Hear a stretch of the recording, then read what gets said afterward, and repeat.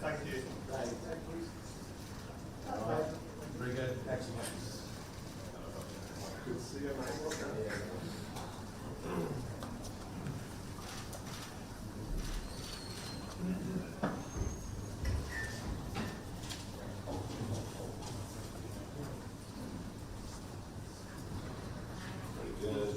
Good morning, everybody.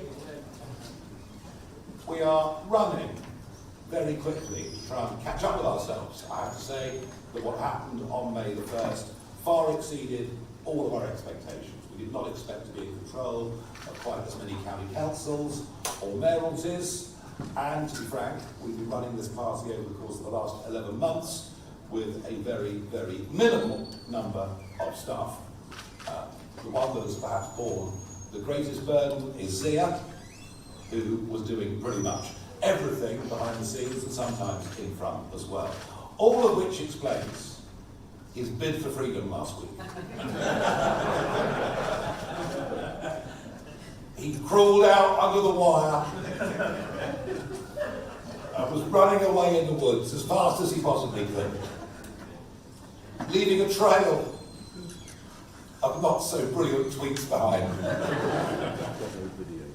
But after 48 hours we got him and he's back inside, and he'll be taking over a job that will still consume him for a good 12 hours a day, maybe not the 18 hours a day he's been doing for me over the course of the last 11 months. I'm a good, kind boss, he'll tell you.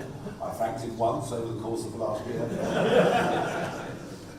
But he's back, and he's head of UK Doge, among other things. I will introduce him on the stage right now. Zia.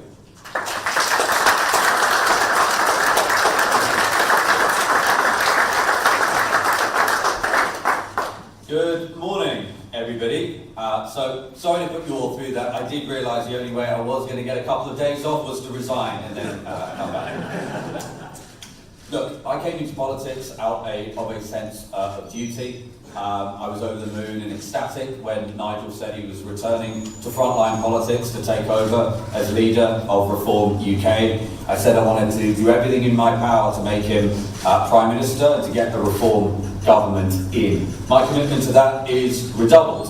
One of the things that happened actually as after I had sent those ill-advised tweets, which I regret, was I was inundated with many messages, heartfelt messages, from people, frankly, in my day-to-day job I just didn't hear from that often because my information diet was just far too X-focused. And what I realised was just how important the Reform movement was to people.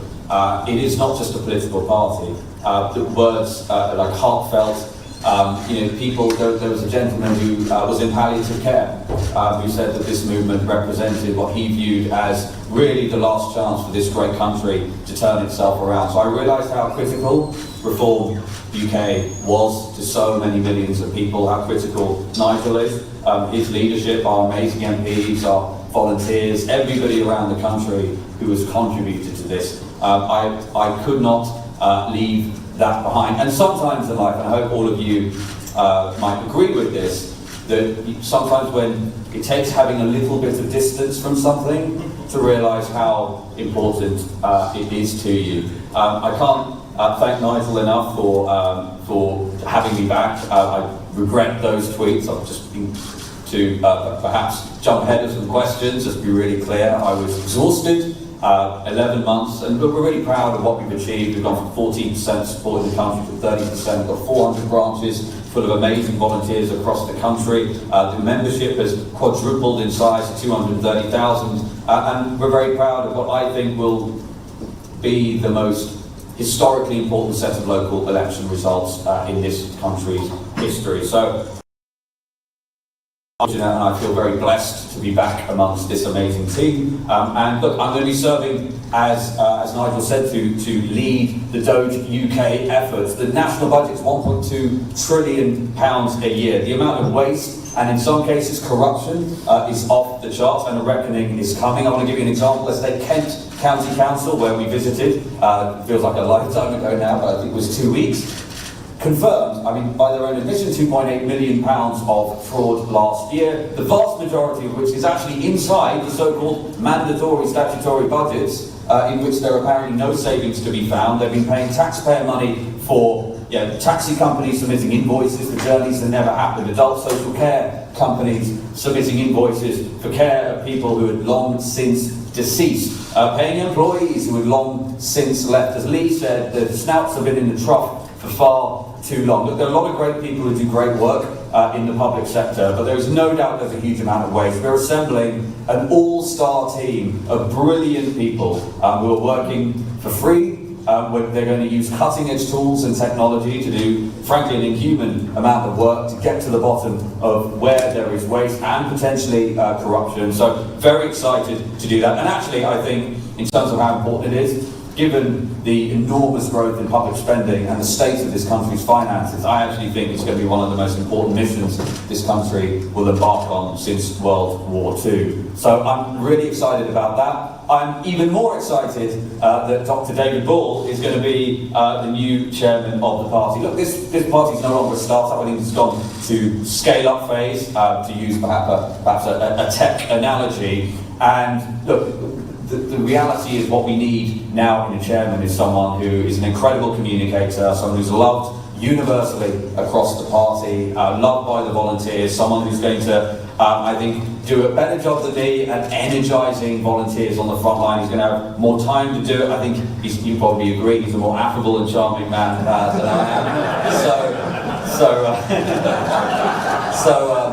So look, I'm hugely excited that Dr. David Bull is going to be taking up the role of chairman. I wholeheartedly congratulate him, and I know he's going to do an incredible job for us. Thank you very much.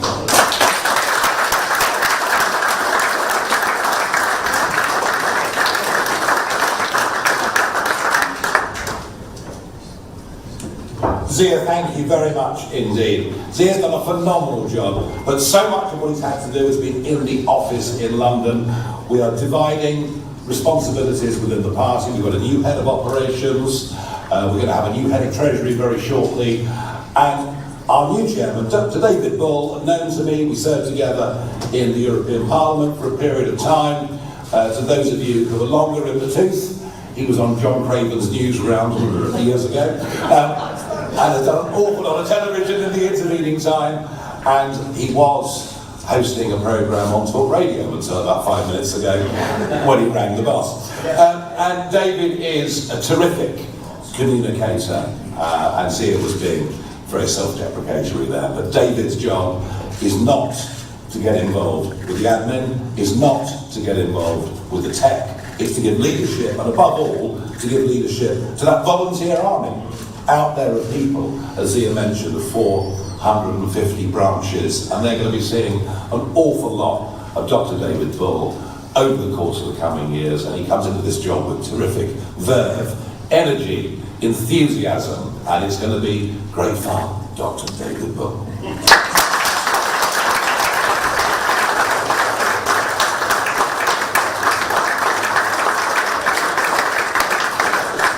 You give a hand over Zia. You just touch with David and hand it off.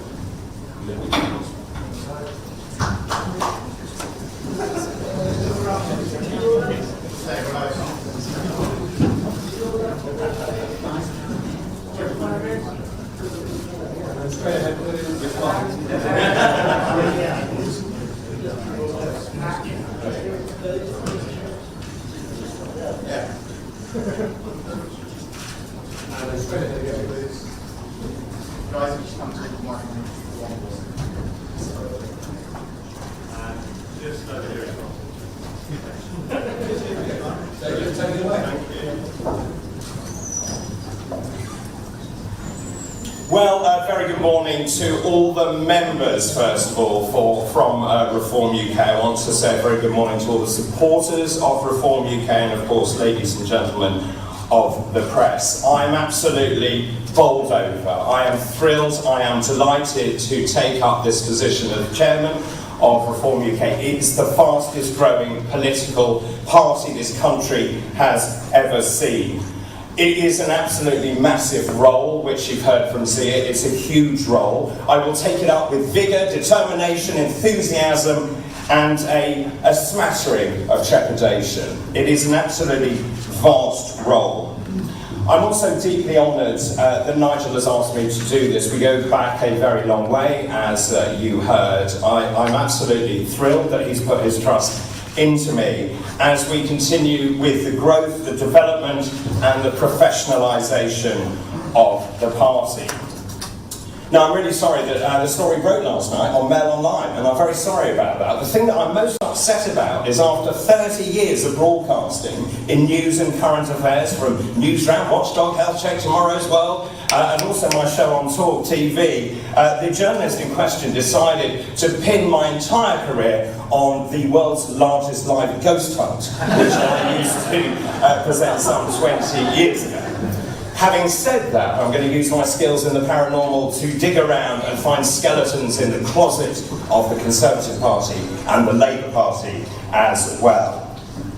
Now, as Nigel said, my role is very much going to be externally facing. I've spent a lot of time on the ground campaigning with Richard over the years, and the lifeblood of this party is the voluntary party. They are an extraordinary group of people. They go out regardless of the weather, they knock on doors, they put leaflets through the letterboxes, they set up market stalls, and they really are such an important, vital asset to this party. What I want to do is to go around the country to show some love to all of those people who believe that this country deserves better. So that's the externally facing role. But one other thing that's crucial is we are growing and developing the professional party as well.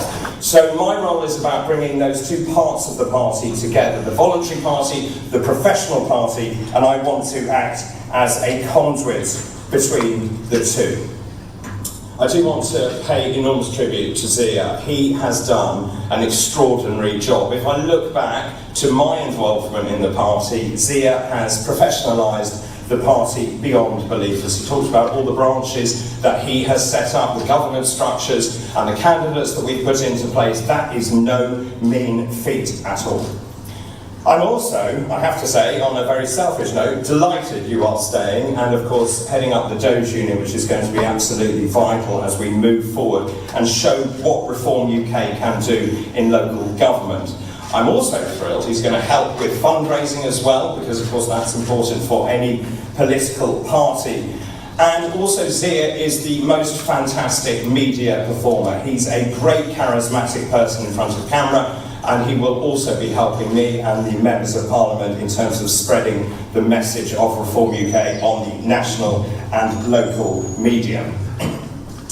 Now, I've actually been involved with the party, as Nigel said, for a very long time. I was elected in the Brexit Party as an MEP for the North West. I've stayed with the party ever since then. And in fact, I think it's fair to say that Reform UK was founded in my kitchen in Suffolk, I think, with Richard Tice. Nigel decided to go off on a sabbatical, and Richard gamely stood up and became the leader of the party. I became the deputy leader of the party, and we grew the party from 2 to 3%, then 6, 7, 8%. But when Nigel came back, we have now rocketed off the charts. We're now polling consistently at 31% across the board, pretty much in every single poll you look at. And the results are evident. We are now in overall control of 13 councils. We are the largest party on 2 other councils as well, Doncaster and Cornwall. We have 832 councillors across the country. We're gaining more by the day when people defect, or indeed when there are by-elections as well. When you look at our membership, it has also rocketed to 233,000 members. That is just shy of 250,000 members in this country. And let me tell you, in the last quarter of last year, we gained 70,000 members alone. That is unprecedented in modern political history. What else have we achieved? Well, of course, 5 members of Parliament, of course. We have 2 mayors in Greater Lincolnshire with Dame Andrea Jenkins, and Hull and East Yorkshire with Luke Campbell, MBE. The key for me with this party is we have grown it from the ground up. This is a grassroots party. It is through the strength, determination, hard work of all those people around the country who've been out and about canvassing, delivering, leafleting and setting up those market stalls. So what happens from here? Well, as Nigel said, I've just told my boss at Talk TV that I shall be taking up this role. Good morning, Denny. So I shall be going around the country. I want to really be there to support all of our members, our volunteers, our elected officials, and of course, crucially, our candidates. Being a candidate is really difficult, and of course you have to work very hard. You often get abuse hurled at you, and I want to be there because I've been there many times before to help and to support them. And given my background, I will also be helping the members of Parliament, Zia, Nigel, being a voice on national and local media as well. I see this as the ultimate push. We are going to fight and we are going to win the next general election. And we are going to put Nigel Farage into number 10, and we will become the governing party of the United Kingdom. Can we do it? Yeah. Well, to quote Bob the Builder, yes we can. Thank you very much.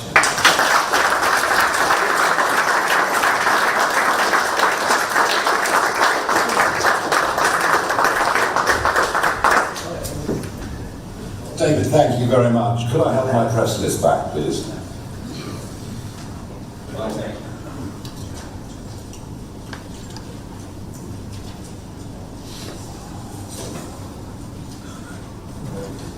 There was a list there with 20 press names on it.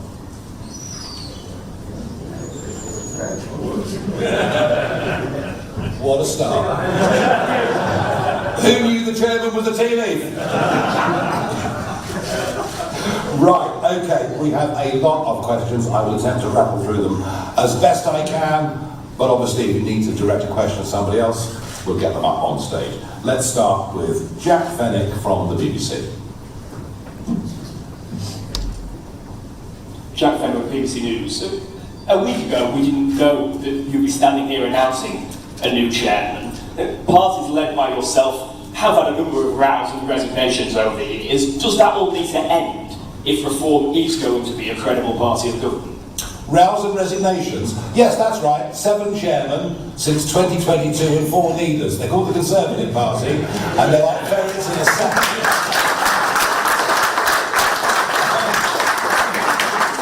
People come and go in politics, but I think you'll find, if you look around, even in this room, there are people that have worked with me for 5 years, people in this room that have worked with me for 10 years, people in this room that worked for me for 20 years. People I employed back in the city, back in the 1990s, are still friends of mine. I am very, very loyal to people, all the while they're loyal to me. But in politics, it doesn't always quite work like that. And, I mean, given the sins that were committed last week, look at my levels of forgiveness. The serious point is, yes, of course, what we have to do is to build a team as we go forward to the next general election. And that's going to have to be a very broadly based team. We're going to have, effectively, as we go into the next election and before, you're going to need to see who our potential chancellor is. You're going to need to see, and I understand all of that, and that will happen as part of our evolution. Thank you very much. Adam Cherry, GB News. Thank you. Can I just clarify the remit of the new chairman position? Is it mostly ambassadorial? Is his homework going to be marked by Zia Yusuf and yourself? Does he have any sort of executive administrative function? Oh gosh, that's all a bit too clever for me. It's perfectly clear what Zia's going to do. He's going to head up UK Doge. He's going to continue to help work on policy development, such as the crypto and digital assets bill that I launched at the Bitcoin conference in Las Vegas a couple of weeks ago. He'll go on doing media, as David said. You know, he's an excellent media performer. You know, wherever he is, whoever's questioning him, and he will also continue to help, as and where he can, raising money for the party. His roles and responsibilities are clear. I will be leaning on him to help us with some data things, stuff that he's done for us brilliantly in the past. David's job is not ambassadorial, David's job is inspirational. You know, for example, in Greater London alone, we have to find 1,800 candidates to fight those 32 boroughs that are up next year. We have to get them through a vetting process. You know, getting people to stand for election does take a bit of leadership, a bit of inspiration. It's something I've been doing a lot of over the course of the last year. David will play a very leading role in that. Plus, when you've got a voluntary party, these people are giving of their own time and money, and they need actually someone to spend a lot of time going around and seeing them. There's no way that Zia and I can do as much of that as we'd like to have done, and David is going to spend a lot of time out on the road. It is a lot more than ambassadorial. Thank you very much indeed. Jack Elson from The Sun. Thank you, Nigel. Jack Elson from The Sun. It's been clear for the past few days that Reform are not afraid to have some robust conversations about some of the big issues. So can I ask about another one? Because after the sentencing of the Southport killing in January, Lee Anderson and Richard Tice rooted bringing back the death penalty. Sarah Bucci said in the run-up by-election she would never support such a thing. So can I ask what your and the party's position is on that? These are issues of conscience, just as the assisted dying debate will be when it comes up on Friday, just as the abortion limit. These are all issues of conscience. Nothing on the death penalty will be part of party policy. I have to say, personally, I think given there have been 500 quite serious miscarriages of justice in this country since the early 1970s, I don't think I could ever support it, but I understand why others take a different point of view. Although I do think it's quite interesting that a younger generation coming through who seem to increasingly support the death penalty, and I suspect it will be back within the next decade as an issue of major national debate. Not quite yet, but it's coming. But certainly these things will not be party policy, far, far from it. Sam Coates from Sky News. Nigel Farage, how important is it, how useful is it to have a new chairman who's got lots of experience on the telly? Well, actually very good. As you know yourself, having made the transition to being a TV star. I even think, Sam, you might have bought one or two new suits, although they're still crumbled. I think message delivery and simplicity of message in politics is very important. I mean, sit and watch Question Time. Hear the first question to the minister or the shadow minister. They'll give a 90-second answer. Nudge the person next to you and say, what did he or she just say? And they'll go, can't quite remember. So clarity of message delivery, getting people to understand what you're saying, even if they disagree with it, is vital. And I think David's got more experience than all the rest of us in doing that. And I think that really, really does matter. Carl, ITV. Thank you very much, Carl in ITV News. I just wonder where you stand on Sizewell C, whether or not your government, the government that you would head, would put billions of pounds into nuclear power, or would you prefer coal? We need coal in small quantities for specialist reasons, and we should mine our own and not import it from Japan and Australia. But that is quite different to reopening every coal-fired power station in Britain, although I think it was moronic to close down Ratcliffe, the last one, which is a very useful backup. Absolutely moronic thing to do, but then from the other band, what would you expect? The arguments being made this morning in favour of Sizewell are remarkable. We're being told that it's carbon zero energy and that it gives us constant energy. Yes. So how can the government on the one hand argue for that and on the other argue for a massive increase in intermittent renewables whose energy doesn't fit our national grid system? And it's very interesting that on May the 29th, we were once again a whisker away from the lights going out in this country. And we've had several days this year where we've had to import over 20% of our electricity. This is the lunacy that we were taken into, Boris Johnson, the Saudi Arabia of wind, that being carried on. We are, as a party, pro-nuclear. We think ultimately, if you do want to reduce carbon emissions, it is the only way, frankly, to do it. I would just make 2 points. One being that both Hinkley and Sizewell are a pretty outdated model of nuclear reactor, first point. And the second point, it's remarkable how much nuclear energy costs in this country compared to other countries of the world who can do it at half or maybe even a third of the price. I'll talk more about that over the course of the next week. Thank you very much indeed. Caitlin from PA. Thank you. Yesterday when you were speaking at Port Talbot, you said that Mr Yusuf's resignation plunged your party into a difficult place for a few hours. Do you have confidence that that is not going to happen this time? And if not, have you made any changes to ensure it doesn't? Yeah, we've locked him in a room, we can't do it again. Look, have you ever made a mistake in your life? And the more people work under pressure, and one tweet these days, and suddenly the whole world looks different and looks terrible. I think it's very unlikely that Zia, who was a very diligent person, will do that again. Will we never, ever again have someone say or do something stupid? Of course we will. It's life, it's human beings, and people's faults and people's virtues, I think, are magnified in politics compared to business and many other walks of life. David Wilcox, Daily Mail. Thank you, Nigel. Just wanted to talk about donations. The new figures for the first quarter out today showing Reform struggling a little bit to bring money in that isn't donated by Richard Tice and a few other close figures. Are you worried that the money still isn't coming in? Is Nick Candy's job safe as Treasurer? Would you like to see him donate the balance of his £1 million that he promised? How do you compare the donation figures with the previous quarter?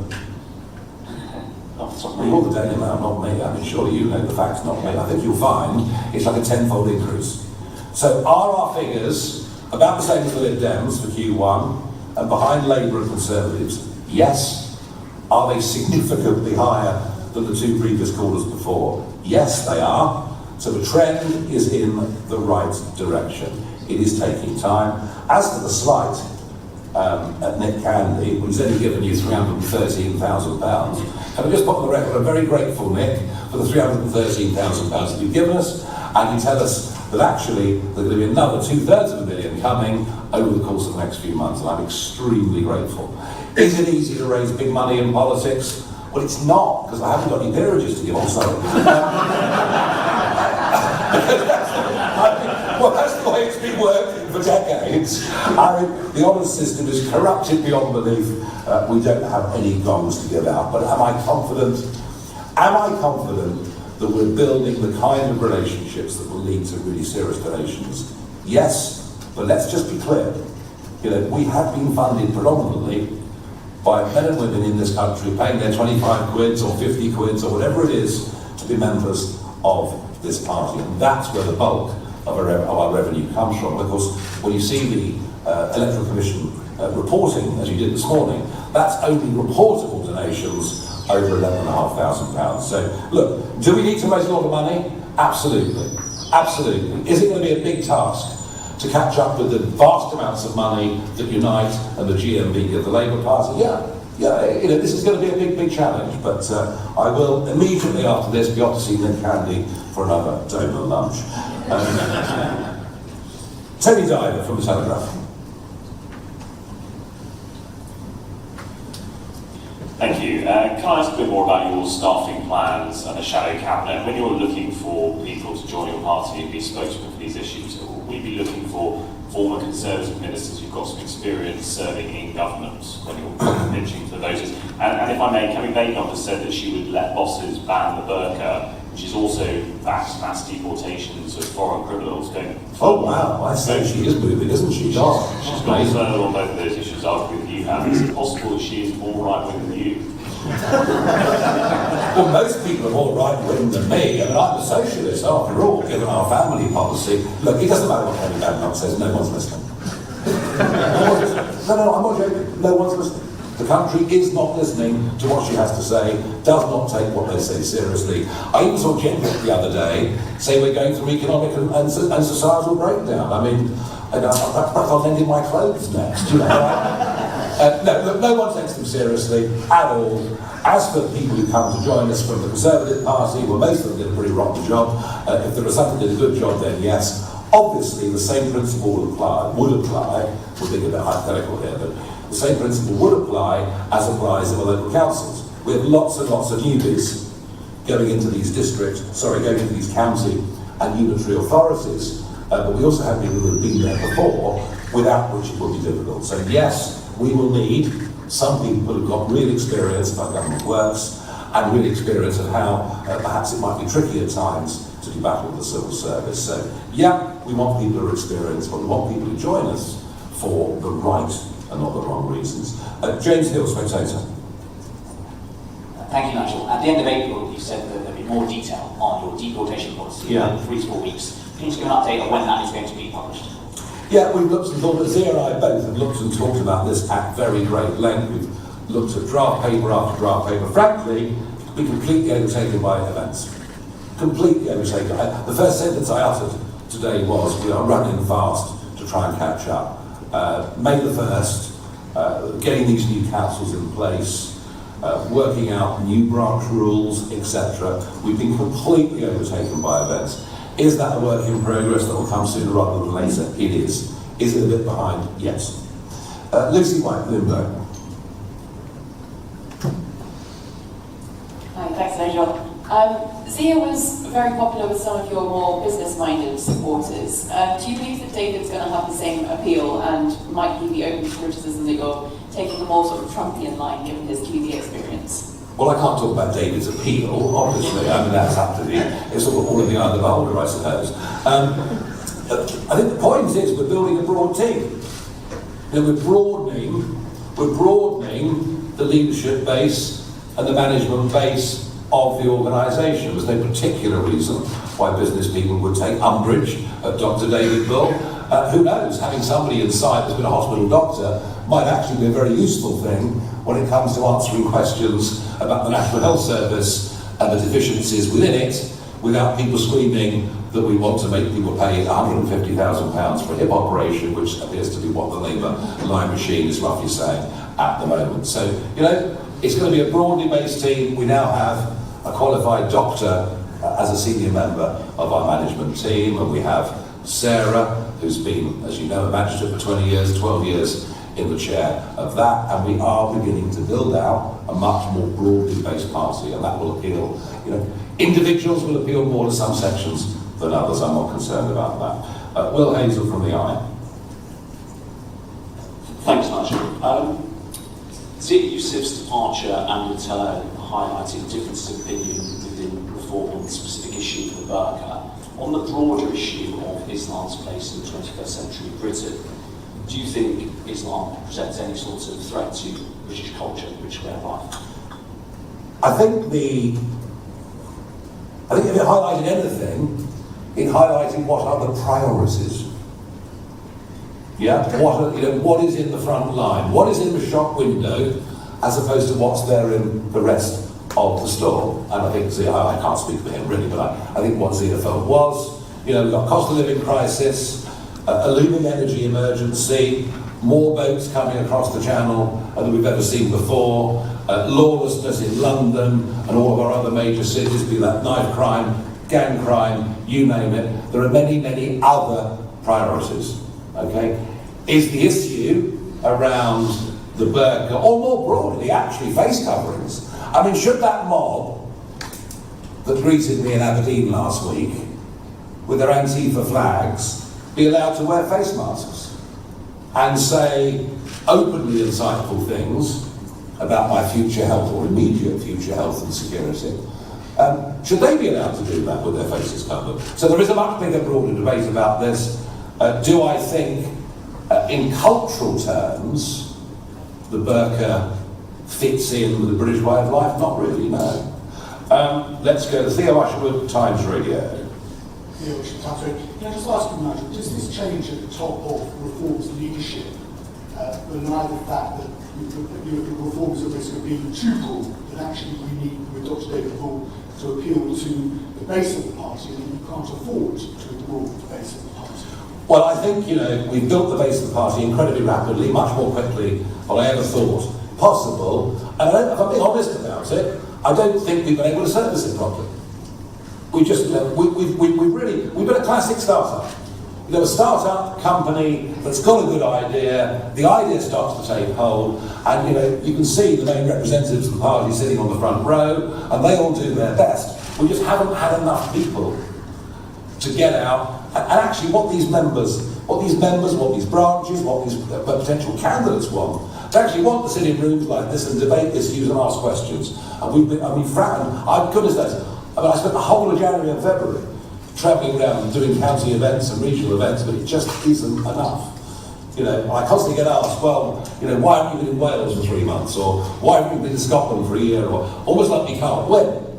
Well, luckily now, David Bull is prepared to work 100 hours a week. I didn't tell that bit yet, but and he will be going out around the country, and that engagement. The people that have joined us, Theo, are wildly enthusiastic. And they want to show that, and they want to share that enthusiasm, but we also need to help direct them as to how best they can use it. So I do think there is a bit of a gap. There are many other gaps too. It's a classic startup, as I say. It outgrows its own size very, very quickly. I've got Ava from Joe. Hi, Nigel. Zia will be heading up the Doge unit with Aaron Banks, who has previously offshored some of his businesses and not paid the corporation tax that other businesses are expected to pay. I was wondering, with your bold spending plans that you've got, if you are to get into government, will you be encouraging your members to onshore their businesses so that there is more corporation tax in the Exchequer? Sadly, there'll be less corporation tax in the Exchequer as people are offshoring as we speak.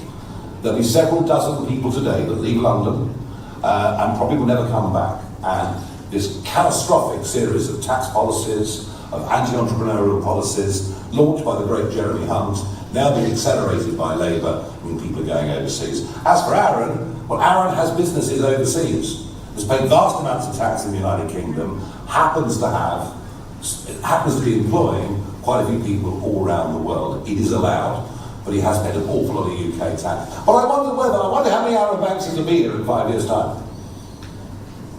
I mean, virtually everybody I know that has been successful in business is considering leaving this country.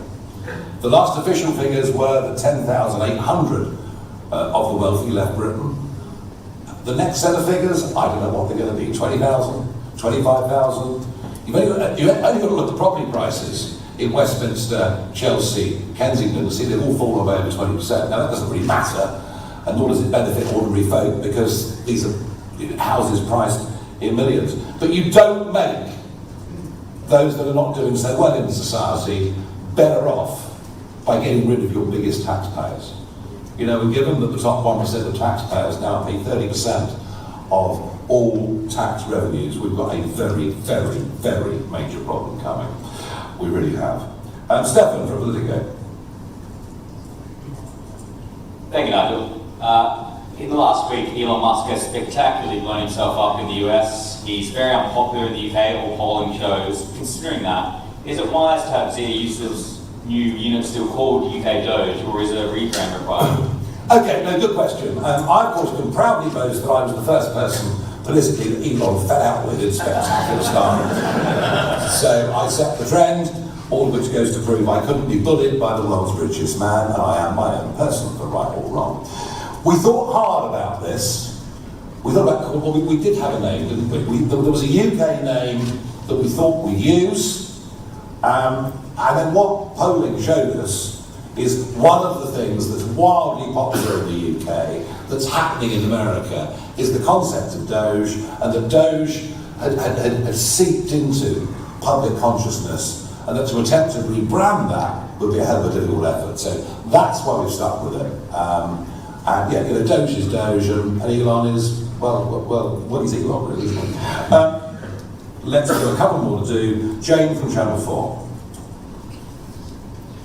Thank you. Do you agree with your new chairman's view that the burqa is an anti-British symbol, and will a ban become reform policy? No, I mean, as I've said already, this is about priorities.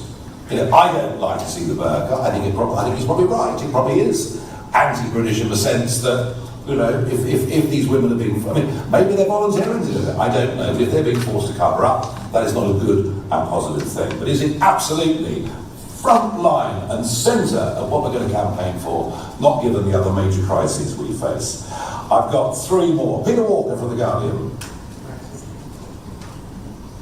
Hi, Nigel. Well, I hear what you say about you're saying the deportation policy won't be ready for a few weeks.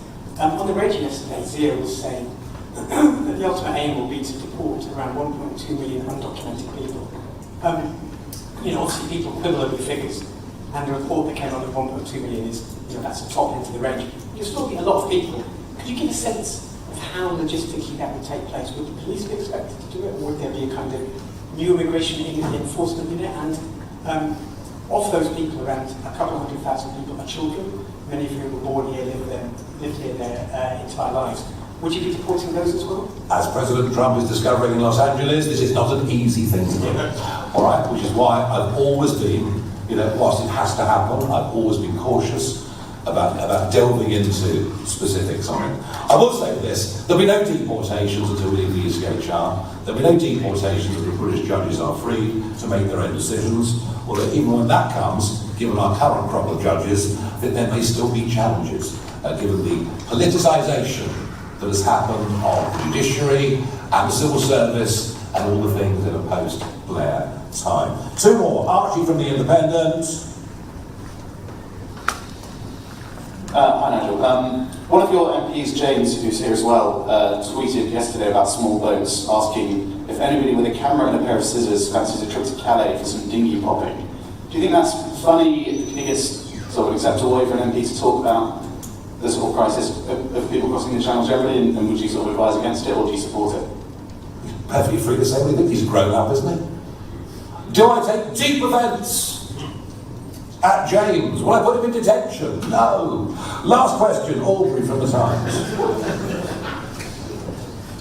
Finally, thank you. That's all right. You obviously mentioned in your answers earlier about the burqas that there was a wider issue with face coverings. Yeah. I was just curious about whether or not you think they should be banned in protests. That was a specific example that you gave. Yeah. So I presume it's not just a sort of religious issue for you. No, it's not. I mean, look, I think that, of course, we have to get this balance of right to protest correct, and everyone recognises that, and there are always arguments about whether we've been too hard on one group or too soft on another, or whether indeed we've had a two-tier approach to this, as seen with the Palestinian marches through London. I think there is a justification and an argument for saying that. But I think when masked protesters turn up in Cornwall, try to prevent members of the public attending a public political event at which I'm one of the speakers, where violence is used, where someone gets a tooth knocked out, where a lot of people are so intimidated to walk through this throng that they actually turn around and go home, and in that sense have their democratic rights denied, and that happens by masked people and not a single person gets arrested. I think there's something fundamentally wrong in that. If you can go out and protest, but you can't hide behind a mask and commit violent acts. And because if you do that, the police perhaps will never ever catch up with you. So I don't know. Calvin got his hand up. Sorry, I don't have my name off that list. Well, I'm sorry, you were that cool, obviously. So just quickly, you talk about the role that David's going to have in message delivery, but just to talk about message discipline. Last week, we didn't just have the resignation of Zia. We had a debate about the burqa that I sensed that you were not particularly wanting to have. So isn't it true that you temporarily lost a bit of control last week? And do you need to start ruling reform with more of an iron fist from now on? No, there won't be an iron fist. I will they're grown-ups, look at them, whoa. They're grown-ups, let them get on with it. Let them get on with it. If they wildly contradict something that I think, but I might say something, but are people free? And have we all forgotten The House of Commons is a debating chamber. This was a call for a debate. And how interesting that the Prime Minister literally didn't know how to respond. And you can move the debate on to the number of predominantly Muslim countries that have also banned the burqa, not just 7 or 8 European countries. Is it worthy of debate? Yes, of course it is, but I believe it's in a broader context of face coverings as a whole. Anybody? Sorry, yes, hello. Microphone. Number 22. Yes. Count the numbers. This was actually a question for David, if you don't mind. Yep. Normally, it's you asking me the questions on your TV show, isn't it? Now, it's been said in some circles that some of the leadership of the party thus far has been a bit too centric. Under your governance, is this likely to be something that changes? Is this likely to be something that actually is going to be... Because I keep hearing from Reform members about the branch stuff and about the board stuff. Okay, that's not fair to ask David on morning number 1. It's a question where I say, what is the intention? What is the intention? I promised I would professionalise and democratise the party, right? We have professionalised it to a large degree, although it's now bigger than we are, and we're trying to catch up with the broadening of the management and leadership base. On democratisation, they've got a new constitution, I've given away my shares, and the next stop is to get the board up and running by the end of the summer, and we'll do that. Last one. Number 105. Nigel, can I ask you, with regards to yesterday, Ed Miliband was on the Ferrari show this morning and said you were telling fairy stories, you don't understand coalfield communities, and that you're playing people for fools. I just wondered if you had a response to... I know you've got some of your favourite politicians here, Ed Miliband's, I imagine, one of them as well. Very funny, I went to a working man's club, 300 yards from Ed Miliband's constituency office in the northern bit of Doncaster. And I went into that club a few years ago. It was full of ex-coal miners, and some were full-on Scargillites, and others wanted to have a debate. It was very interesting. And I said, oh, how often has Ed Miliband popped in? Never been in. If you think Ed Miliband understands former coal mining constituencies and their people, I'd like to see a head-to-head between Lee Anderson, who's worked down there, and Ed Miliband discussing the facts of life. Ladies and gentlemen, thank you very much indeed.